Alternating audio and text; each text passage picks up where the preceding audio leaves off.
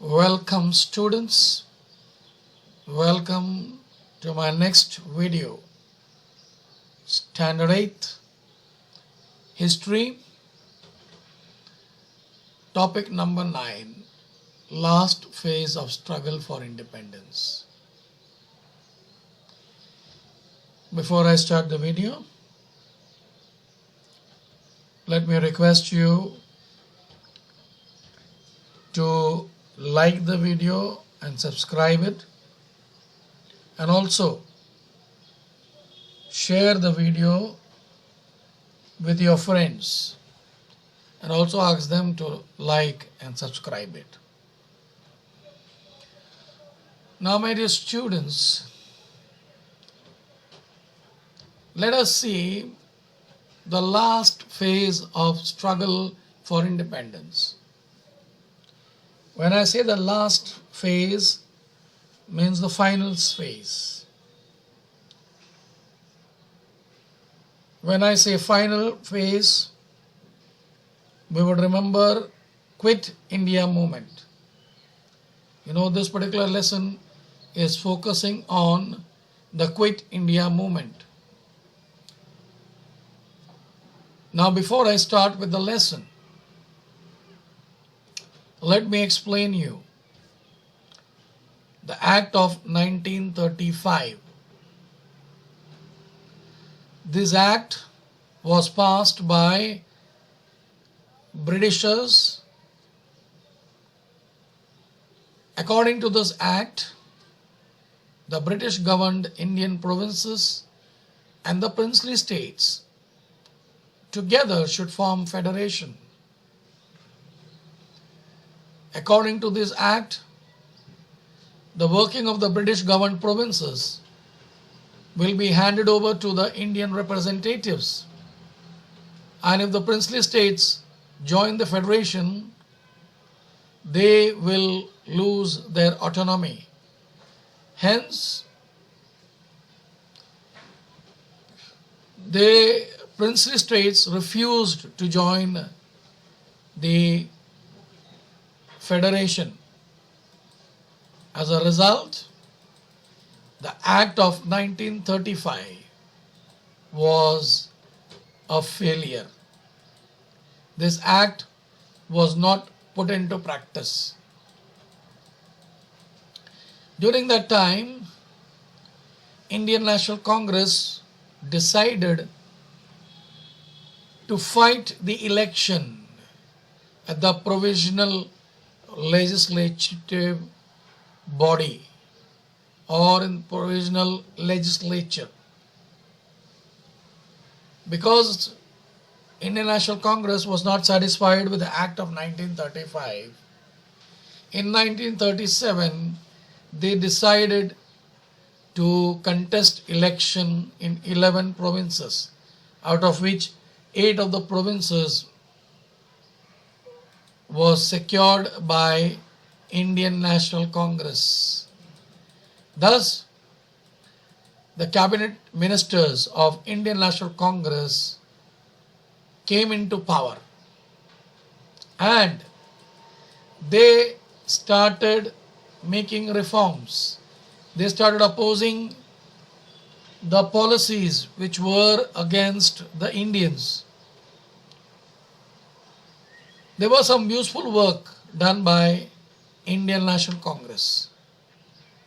First is to release political prisoners from jail, introduction of basic education, prohibition of liquor, measures undertaken to improve the conditions of Dalits, passing an act giving debt relief to the farmers or waiving loans to the farmers. Now, during this time, there was Second World War and England supported America against Japan. As we all know that Japan was trying to reach eastern border of India, and the Britishers knew that if they would come and attack India from the eastern border, it would be quite difficult for the Britishers to resist Japan. So, they wanted cooperation from India. Hence, British Prime Minister Winston Churchill sent Sir Stafford Cripps in March 1942, and he has put forth a proposal in front of the Indians. Neither the political parties were satisfied nor with the proposal nor the Indian National Congress. Indian National Congress rejected the proposal because there was no clear mention about complete independence. Since there was no, and since the Muslim League, even they have cancelled the proposal because there was no clear mention about Pakistan, creation of Pakistan. So, ultimately what has happened, the Cripps plan was a failure. It was rejected both by Indian National Congress and Muslim League. Now, Second World War began in 1939. Viceroy Lord Lithgow declared that India would join the war on the side of British. England claimed that it is fighting to save democracy in Europe. Indian National Congress demanded if the claim was true, then England should give freedom to India. India should be granted freedom. England refused to fulfill the demand. Therefore, provisional ministers who were elected in 8 provinces resigned in November 1939. Now we will see when they resigned. In the year 1942, 14th July at Wardha, a resolution demanded that British rule in India should be ended immediately. India should be given independence. If their demands are not fulfilled, the Indian National Congress warned to start non-violent movement for freedom of India.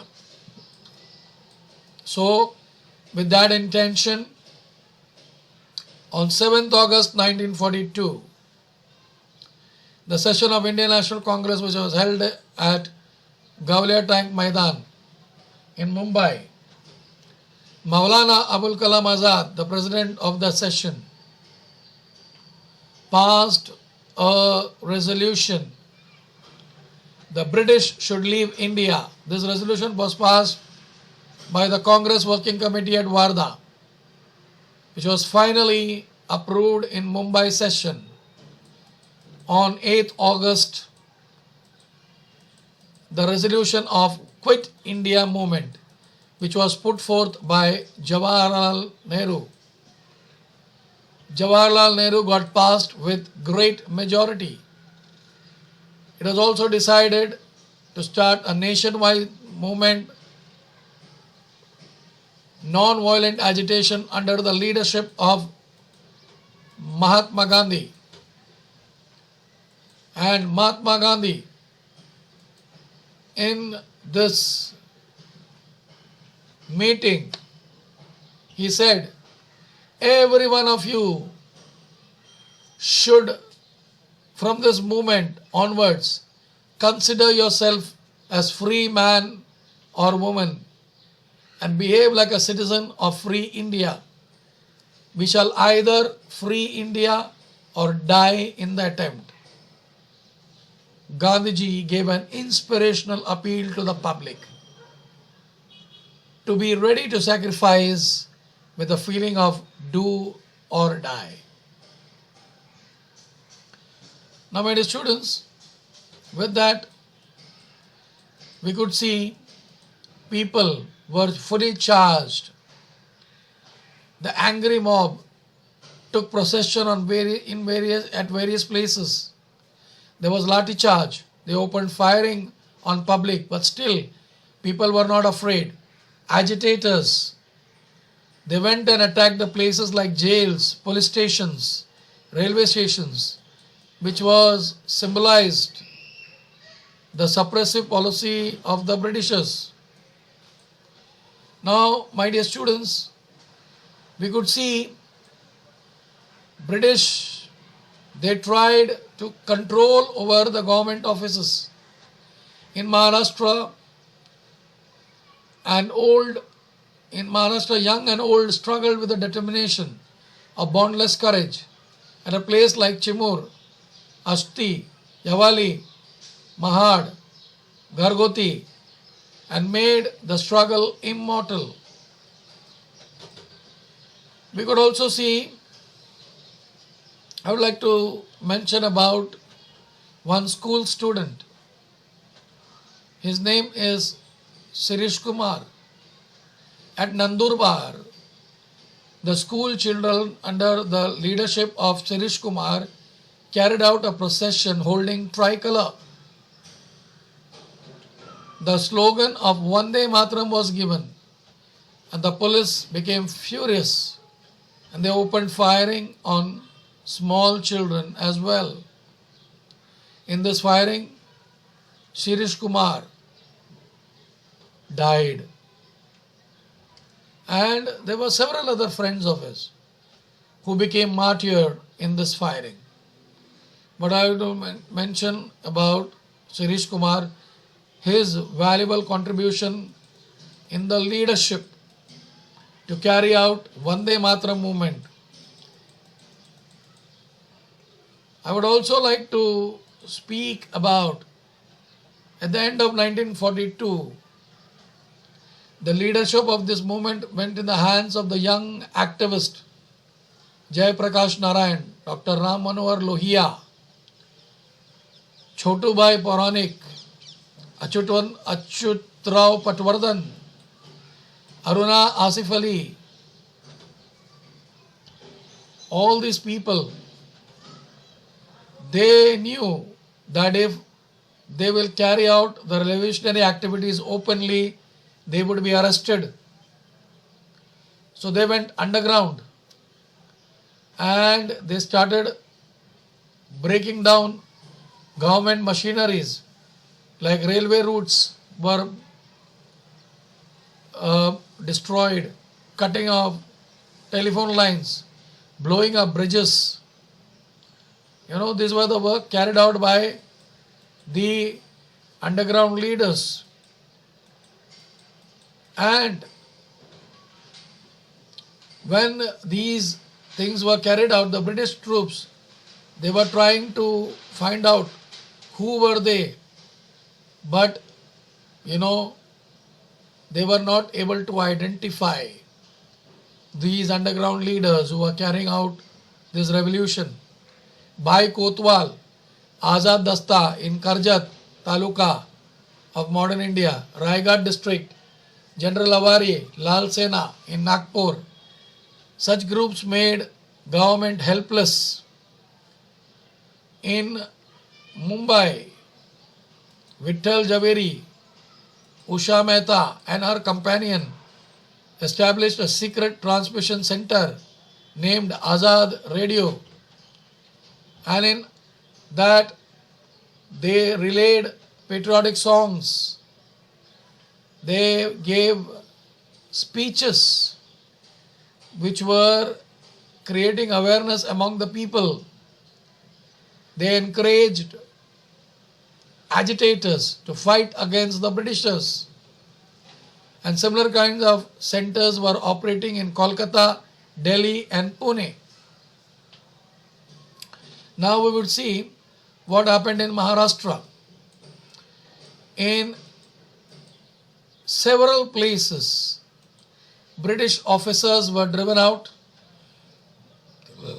People's government was established. These are called parallel government. Parallel government were formed in Midnapur in Bengal, Balia, Azamgarh in Uttar Pradesh and Purnaya in Bihar. Now, I would like to mention what happened in Maharashtra. Now, in Maharashtra, similar kind of parallel government was formed. They removed all the British officers which were in British court, British officers which were run, the officers which were run by the Britishers. A parallel government was made under the leadership of Kranti Sinha Nana Patil.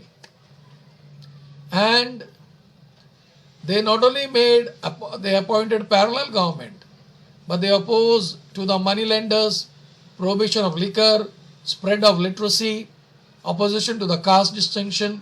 Many constructive works were done by this parallel government. Due to this parallel government became a source of inspiration for the public. Now let me tell you something. The work of Tukotji Maharaj. Now when I say Tukotji Maharaj, they were saints. They did not directly participate in the struggle, but they indirectly participated in the struggle. In 1942, the movement took up a form of nationwide agitation. To fulfill the objective of gaining independence, lakhs of Indians made unlimited sacrifices. Many sacrificed their life. The number of people participating in the struggle was so huge that even the prisons were full and it was overflowing.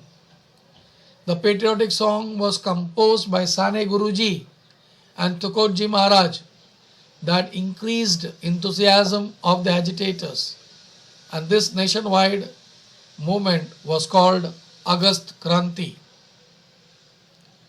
Now, my dear students, we will see all about Azad Hind Sena or Indian National Army. Now, as we all know, Indian National Army was established by Netaji Subhash Chandra Bose. Now, as we all know, Netaji Subhash Chandra Bose, he was a young leader of Indian National Congress. He was in opinion that we should take the support of the British Army and we should oppose the British in India. But none of the senior leaders were interested in Subhash Chandra Bose and his opinion. As a result of this, Subhash Chandra Bose got angry and he made a separate party or a separate group called Forward Bloc. And he started putting forth his view in front of the people through Forward Bloc. He appealed to the people to revolt against the Britishers. And as a result of this, what was a result? Netaji Subhash Chandra Bose was house imprisoned. He was imprisoned at his own home. But after a while, he ran away from this prison. And in April 1941, he reached Germany. He founded a Free India Center. From Berlin radio station, he started appealing people to join the struggle. Rash Bihari Bose invited Subhash Chandra Bose to Japan. There, with the help of Rash Bihari Bose, Subhash Chandra Bose organized an army which was called as Indian National Army. And finally, here, the Indian National Army was formed under the leadership of Subhash Chandra Bose. In October 1943, Subhash Chandra Bose established Azad Hind government in Singapore. Shah Nawaz Khan, Jagannath Bhosle, Dr. Lakshmi Swaminathan, Gurbakh Singh, Dillon, Prem Kumar Sehgal were his chief associates. He made a lady battalion where Captain Lakshmi Swaminathan was the commander of Rani Jhansi regiment. Netaji appealed to the people, you give me blood and I will give you independence. तुम मुझे खून दो, मैं तुम्हें आजादी दूंगा. My dear students, after forming this Indian National Army, in November 1943, Japan conquered Andaman and Nicobar Island. Japan helped Azad Hind Army, and with the cooperation of Japan, Azad Hind Army conquered Andaman and Nicobar Island, and this Andaman Nicobar Island was renamed as Shaheed and Swarajya, and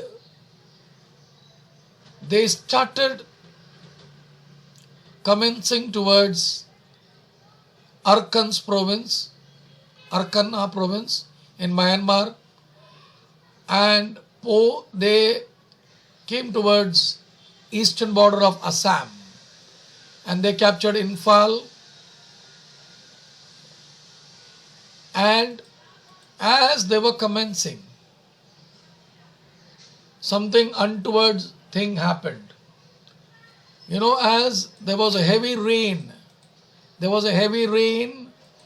and the rivers were flooded. It was over flooding, and Indian National Army crossed that river, but the Japanese army failed to cross the river. So what has ultimately happened? Our Indian National Army did not get the help of the Japanese army. One more reason why Japan could not help the Indian National Army is because in Japan, America has dropped the atom bomb in Hiroshima and Nagasaki. So they had to go back to Japan to defend their country. These are the two major reasons why the Indian National Army could not succeed. They were arrested. Not only that, one more reason. On 18th August 1945, when Subhash Chandra Bose died in a plane crash, so Indian National Army, they laid down their arms because they were not having their leaders. Subhash Chandra Bose, they all were arrested. Vallabhbhai Desai, Pandit Jawaharlal Nehru, Tej Bahadur Sapre, the expert leaders, lawyers, defended Indian National Army, but ultimately they failed. They couldn't do much for the Indian National Army. Finally, British government, they gave verdict against the Indian National Army. They were punished and they were court-martialed. A severe punishment was given by the military tribunals. Now when the Indian National Army was punished severely, there were Navy, Air Force soldiers who were inspired by Indian National Army, went against the Britishers. The best example is the Talwar ship in Mumbai on 18th February 1946. They unfurled the tricolor flag